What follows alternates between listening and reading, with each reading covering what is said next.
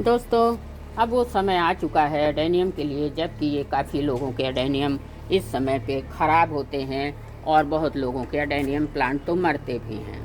तो आपको इस टाइम पर अपने एडेनियम को चेक ज़रूर से करते रहना है कि आगे से कोई ब्रांच अगर आपकी कोई सड़ गल रही है तो उनको कट ज़रूर से करना है, और कट करने के बाद इस तरह से सील पैक ज़रूर करना है। आपको चेक करना है कि कोई रूट रॉट तो नहीं हो रहा है, आपके कोडेक्स पीले तो नहीं हो रहे हैं, इसको देखना बहुत ज़रूरी है साथियों। कोई टहनी आगे से सड़ रही है तो इमीडिएटली आप उसको इस तरह से कट ज़रूर कर दें, और कभी भी काटने के बाद उसको खुला न छोड़ें। फंगिसाइड लगाना बहुत ज़रूरी है। तो दोस्तों, आप देख रहे हैं my YouTube channel Lakhnavi gardener. मेरे चैनल पर आप सभी का बहुत बहुत हार्दिक स्वागत करती हूँ। साथियों, धीरे धीरे हमारे एडेनियम की फ्लावरिंग अब ख़त्म होते जा रही है। अब इन पर पूरी तरह से ठंड का असर दिखने लगा है। कहीं एक का आधा फूल इस तरह से आ जा रहे हैं तो आ जा रहे हैं, वरना इन पर फ्लावरिंग भी बहुत लोगों के यहाँ ख़त्म हो चुकी है। अभी पत्ते भी बहुत सारे लोगों के पीले होने लगे हैं। हमारे प्लांट के पत्ते तो अभी भी हरे हैं साथियों, और आप देख सकते हो कलियां भी बराबर आ रही हैं, 2-4 फूल भी आ ही रहे हैं। तो साथियों, दिसंबर लास्ट है। पूरी जनवरी भर एडेनियम के लिए, दिसंबर से लेकर जनवरी तक एडेनियम के लिए बड़ा ही टॉर्चर पीरियड होता है। ये प्लांट बहुत ही मुश्किल समय से दौर से गुजरता है, इसलिए खासकर हमारे नॉर्थ इंडिया में साथियों आज हम बात करेंगे कि अब से लेकर पूरी जनवरी तक हमें एडेनियम की अपने कैसे देखभाल करनी है, ताकि ये आने वाले समय में सर्वाइव भी करते रहें और इनको कोई नुकसान भी ना हो जाए। अभी तो हमारे यहाँ कई दिनों से साथियों देखिए अच्छी खासी दिन में धूप निकल रही है। अभी सुबह के 9:30 बजे हैं, देखिए हमारी छत पर धूप भी आ गई है। तो अभी तो धूप निकल रही है, लेकिन कोई समय ऐसा भी आएगा। पिछले साल तो हम लोगों के यहाँ पूरी जनवरी साथियों धूप निकली ही नहीं। हुआ ये कि पौधे बहुत ज़्यादा सूखने गलने लगे, लेकिन अभी तो हमारे यहाँ अच्छी खासी धूप निकल रही है। अगर मैं जो आज आपको टिप्स बताने जा रही हूँ उनका फॉलो आप करेंगे तो आपके एडेनियम, मैक्सिमम एडेनियम आप अपने बचा सकेंगे। तो सबसे पहले दोस्तों, आपको अगर आपके गार्डन में धूप आती है तो बहुत इम्पॉर्टेंट है कि आप ऐसी जगह पर इनको रख दीजिए जहाँ पर धूप अच्छी खासी मिलती हो। मेरे एडेनियम तो आप देख सकते हैं 12 महीना खुली छत पर, ये पीली दीवार के सामने जहाँ साइकिल बनी है यहीं रखे रहते हैं। तो आपके अगर छत पर धूप आ रही है, जब तक धूप मिले, जितनी धूप मिले, इनको धूप में ही रखें। कुछ इनका बिगड़ने वाला नहीं है। अगर आप इनको धूप में रखेंगे तो डोरमेंसी में भी ये इस तरह से हरे भरे होंगे और एक आध फूल भी देते रहेंगे। देखिए बहुत सारे पौधों पर हमारे सब पत्तियां एकदम हरी हैं, और सीड पॉड भी बहुत काफ़ी हेल्दी सीड पॉड भी आए हुए हैं। जब बहुत ज़्यादा पाला गिरने लगेगा या बारिश होने लगेगी साथियों, तो हमें अपने एडेनियम का खास ध्यान रखना होगा। आपको क्या करना होगा, मैंने एक वीडियो में और बताया है। जब बारिश आ जाए तो इनके कॉडेस को आप यहीं से कोई बड़ी पॉलिथीन लेकर कवर कर दीजिए, जिससे बारिश का पानी अंदर ना जाने पाए। जुलाई अगस्त की बारिश का पानी तो हमारे एडेनियम को ज़्यादा नुकसान नहीं पहुंचाते हैं, लेकिन हाँ, सर्दियों की बारिश से हमारे एडेनियम बहुत जल्दी फंगस का शिकार हो जाते हैं। तो हमें बचाना होगा। अगर आपको बचाने की वीडियो देखनी है तो साथियों 1 साल पहले मेरे चैनल पर अपलोड है। मैं क्या करती हूँ, अगर आपके पौधे इस तरह से छोटे पौधे हैं, देखिएगा बेबी प्लांट हैं, तो इनको बचाना बहुत ज़रूरी है। आपके जो छोटे प्लांट हैं इनको आप किसी शेडी एरिया में रखिएगा। बड़े पौधे हैं, इनको ज़्यादा नुकसान नहीं होता है बारिश से। बारिश का पानी सर्दियों में जो गिरता है वो इनके लिए बहुत ही नुकसानदेह होता है। तो आप अगर इनको उठा के रख सकते हैं तो किसी शेड में रख लीजिए, और जनवरी 15 के बाद वापस धूप में ले आइएगा। तो आपके इस तरह से प्लांट एडेनियम के सेफ रहेंगे। तो पहली बात तो ये हो गई साथियों कि जब तक धूप रहे, जितनी धूप रहे, इनको धूप ही देनी है, छाई नहीं देनी है। दूसरी बात है, आपको अपने प्लांट की टहनियों को, कॉडेस को चेक करते रहना है।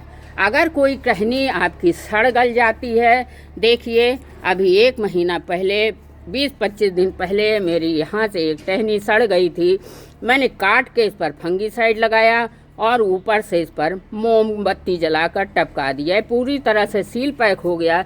देखिए अब इसमें 3-4 फुटाव भी आ गए हैं। कहते हैं डोरमेंसी में फुटाव नहीं आता है, लेकिन आप सबूत देखिए, फुटाव भी आ गया है। तो आप अगर इस तरह से देखभाल करेंगे तो आपका कोई एडेनियम भी ख़राब नहीं होगा। अब आपको ज़रूरत है ये जानने की कि पानी कब दें, कितना दें, लेकिन कम से कम पानी दें, इसका आप ध्यान रखें। बहुत हरे भरे पौधे हैं, जैसे इस तरह से हैं, कलियां लगी हुई हैं, हरे पौधे हैं, तो उनको आप पानी सप्ताह में 1 बार ज़रूर दें, नहीं तो उनके पत्ते भी पीले होकर गिरने लगेंगे। जो अभी हरे भरे पत्ते हैं वो पीले होकर झड़ जाएंगे। तो आप इनको पानी ज़रूर दीजिए। देखिए बड्स कई दिनों से, ये मेरे प्लांट पर एक बड्स कई दिनों से लगी हुई है, लेकिन ये खिलने का नाम नहीं लेती। ये डोरमेंसी का असर है। यही बड्स जब गर्मी के दिनों में मार्च अप्रैल में निकलती है तो 2 दिनों में ही खिलकर फूल बन जाती है। तो ये अब खिलेगी भी नहीं, ये सूख कर इसी तरह से गिर जाएगी। अब आपको करना क्या है? कुछ भी नहीं करना है, जैसा है एज इट इज़ एडेनियम को वैसा ही छोड़ दीजिए। दोस्तों अभी भी अगर आपका एडेनियम डोरमेंसी में जा रहा है तो आप एक फर्टिलाइज़र दे सकते हैं, वो है सीवीड का लिक्विड फर्टिलाइज़र। आपको देना कैसे है? आप उसको 1 लीटर पानी में कम से कम 2 ml डालकर खूब अच्छे से मिक्स कर लीजिए और अपने जड़ों से थोड़ा दूर पर प्लांट में दे दीजिए। इससे हमारे प्लांट की इम्यूनिटी पावर बहुत स्ट्रांग हो जाएगी और आपका पौधा डोरमेंसी में भी सरवाइव करता रहेगा और इस तरह से अच्छी पत्तियां और कलियां देता रहेगा। तो अगर आपको इस तरह से सीड पार्ट आपके प्लांट में निकल कर आए हैं दोस्तों, तो इनको आप बिल्कुल अच्छी तरह से डोरी से, रस्सी से बांध दीजिए, क्योंकि ये हमारे अभी 1 महीना ऐसे ही लगे रहेंगे। जनवरी के लास्ट से ये पकना शुरू होंगे, फरवरी में पूरी तरह से पक कर तैयार हो जाएंगे। फिर हम इनको ग्रो कर सकते हैं फरवरी में। दोस्तों ये सीड पॉट जो सर्दी के दिनों में आते हैं, बारिश के बाद 2-3 महीना करीब पौधे पर लगे रहते हैं। ये हमारे हाईब्रिड रोजी ब्रांड वाले का है, जो लाल गुलाब जैसे का निकलता है। पहली बार इसमें सीड पॉट आए हैं दोस्तों। तो इसको आप फरवरी में जब पक के फूट जाए तो इसको आप ग्रो कर सकते हैं। काफ़ी हेल्दी होते हैं, इनकी जर्मिनेशन भी बहुत अच्छी होती है, 100% होती है।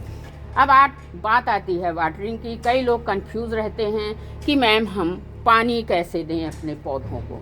तो दोस्तों पानी आप अपने एडेनियम की लोकेशन को देखकर ही दे सकेंगे। मैं जो बताऊंगी वो आपकी लोकेशन में फ़ायदा करे नहीं करे पता नहीं है। तो आप जब देखिए कि हाँ धूप में रखा है, पौधे की मिट्टी इस तरह से सूख रही है, आप देख सकते हो पास से कितनी भुरभुरी मिट्टी है। 3 दिन पहले मैंने पानी दिया है। कारण ये है भुरभुरी होने का कि क्यों मैंने सैंडी सॉइल बनाई है, और दूसरी बात प्रॉपर धूप है हमारे एडेनियम के ऊपर। तो इस तरह से अगर आपका पौधा छोटा है साथियों, तो आपको पौधे में कम पानी देना है। बिल्कुल सिंपल तरीका है, कम छोटा पौधा कम पानी, बड़ा पौधा ज़्यादा पानी। अब आपको पानी देना कैसे है, चलिए वो भी जान लेते हैं। 1 लीटर पानी आप ले लीजिए और उसमें आधा चम्मच आपके पास कोई भी फंजीसाइड पाउडर है साथियों, आपके पास है ट्राइकोडर्मा है, बेबैक्सीन है, साफ है, मैं तो साफ का यूज़ करती हूँ। आप ले लीजिए और अच्छे से घोल बना लीजिए। चलिए देना कैसे वो भी दिखा देती हूँ। बहुत पानी नहीं देना है, इस तरह से 15 दिन के अंतराल में आपको अपने सारे एडेनियम में इस तरह से पानी देना है। एक भी एडेनियम आपका ख़राब नहीं होने वाला है, पूरी जनवरी सुरक्षित रहेगा साथियों। इस तरह से आप घोल बना लीजिए और बिल्कुल अच्छे से अपने प्लांटों में 1-1 गिलास पानी दे दीजिए। इतना पानी दीजिए कि केवल इनकी मिट्टी मॉइस्ट हो जाए। बाहर से निकलने वाला पानी अभी आपको नहीं देना है फरवरी से पहले। तो ये रहा दोस्तों छोटी सी जानकारी। अगर आपको अच्छी लगी है तो ये तरीके ज़रूर अपनाइएगा।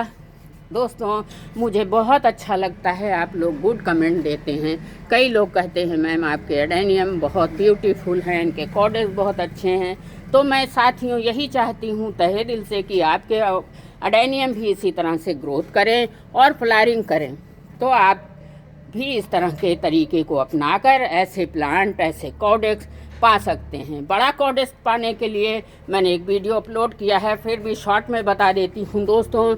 मैंने 4 साल के अंदर इतने बड़े कॉर्डेक्स तैयार किए हैं। 4 साल तक मैंने इनकी हार्ड प्रूनिंग की है और इनको धूप में रखा है। बस आज के लिए इतना ही। अगली जानकारी के लिए देखते रहिए लखनवी गार्डनर चैनल। बहुत बहुत धन्यवाद आपका।